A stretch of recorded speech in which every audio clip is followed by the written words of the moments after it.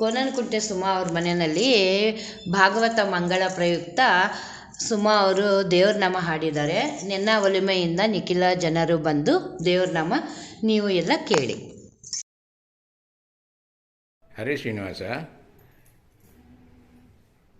12ನೇ ತಾರೀಕು ಜೂನ್ 26ರಂದು ನಮ್ಮ ಮನೆಯಲ್ಲಿ ಭಾಗವತದ ಮಂಗಳ ಇತ್ತು. ಆಚಾರ್ಯರು ಹುಳಿಮಾವು ನರಸಿಂಹಮೂರ್ತಾಚಾರ್ಯರು ಅಂಥೇಳಿ ಬಹಳ ಅದ್ಭುತವಾದಂಥ ಪ್ರವಚನದ ಕಲೆ, ಅವರ ವಾಕ್ಚಾತುರ್ಯ, ಪಾಂಡಿತ್ಯ ಅಮೋಘವಾಗಿತ್ತು. ತುಂಬ ಜನ ಸೇರಿದರು. ನಮ್ಮ ಮಾಧ್ವ ಸಂಘದವರು ಹಾಗೂ ರಾಯರ ಮಠದವರು ಅನೇಕ ಜನ ಸೇರಿದರು. ಅಷ್ಟಮ ಸ್ಕಂದದ ಭಾಗವತದ ಹೇಳಿ ಅದ್ಭುತವಾಗಿತ್ತು. ಮೊದಲನೇದಾಗಿ ಗಜೇಂದ್ರ ಮೋಕ್ಷ, ಎರಡನೇದಾಗಿ ಸಮುದ್ರ ಮಂಥನ, ಮೂರನೇದಾಗಿ ಯಾವುದದು ವಾಮನಾವತಾರ, ಬಲಿಚಕ್ರವರ್ತಿ ಕತೆ. ಹೀಗೆ ಅಮೋಘವಾದ ಕಥೆಗಳನ್ನು ಹೇಳಿ ಅದರಲ್ಲಿ ಮುಖ್ಯವಾಗಿ ತತ್ವ ವಿಚಾರಗಳನ್ನು ತಿಳಿಸಿಕೊಟ್ರು. ಈಗ ಅದರ ಮಂಗಳದ ಪ್ರಯುಕ್ತ ಒಂದು ದೇವರ ನಾಮವನ್ನು ಹಾಡ್ತಾರೆ ಕೋನನಕುಂಟೆ ಸುಮಾ ಅವರು. ಕೇಳಿ. ಹರೇ ಶ್ರೀನಿವಾಸ.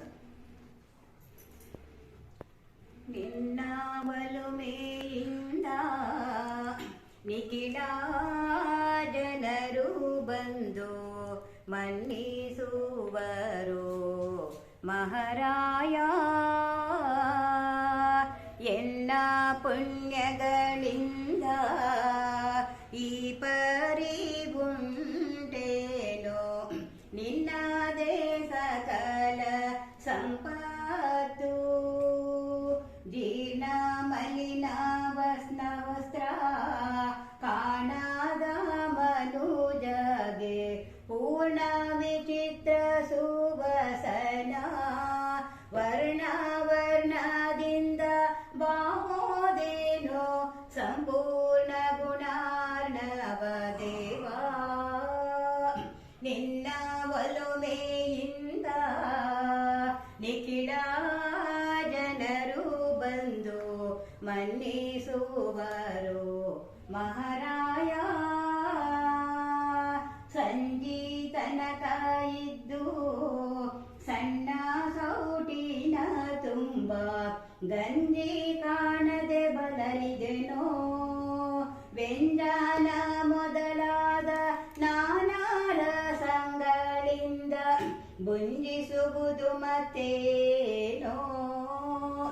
ನಿನ್ನ ಒಲುಮೆಯಿಂದ ನಿಖಿಲ ಜನರು ಬಂದು ಮನ್ನಿಸುವರು ಮಹಾರಾಯ. ಮನೆ ಮನೆ ತಿರುಗಿದರು ಕಾಸು ಪುಟ್ಟದೆ, ಸುಮ್ಮನೆ ಚಾಲ್ವರಿದರು ಬಳಲಿದೆನೋ. ಹಣವನ್ನು ದ್ರವ್ಯಗಳಿದ್ದಲ್ಲಿಗೆ ತನಗೆ ಪ್ರಾಪ್ತಿ ನೋಡೋ ಜೀಯ.